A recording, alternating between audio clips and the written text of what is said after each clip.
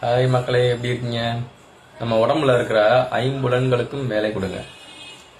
கண்ணு, நல்ல விஷயங்களை பாருங்க, நல்ல விஷயங்களை பிரெயினுக்கு எடுத்துட்டு போங்க, சரிங்களா? ரெண்டாவது, காது, நல்ல விஷயங்களை கேளுங்க.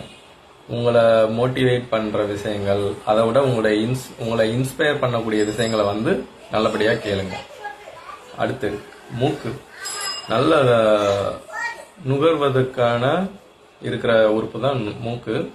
இதுல டெய்லி ஒரு 1/2 hour ஆகுது பசுமை நிறைந்த சூழல்ல இருக்கக்கூடிய சுத்தமான தூய்மையான காற்றை நுகருங்க, சரிங்களா? அடுத்தது வாய். எப்படி இன்ஸ்பயர் ஆகக்கூடிய வார்த்தைகளை கேளுங்கன்னு சொல்றேனோ, அதே மாதிரி மற்றவங்களும் நீங்க பேசுற நல்ல வார்த்தைகளை கேட்கும்படி வாய்ப்பை உருவாக்கிக்கோங்க, சரியா? அடுத்து தோல், ஸ்கின்னு.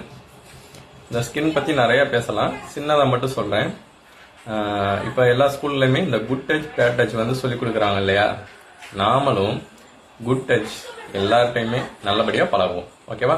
பாய்.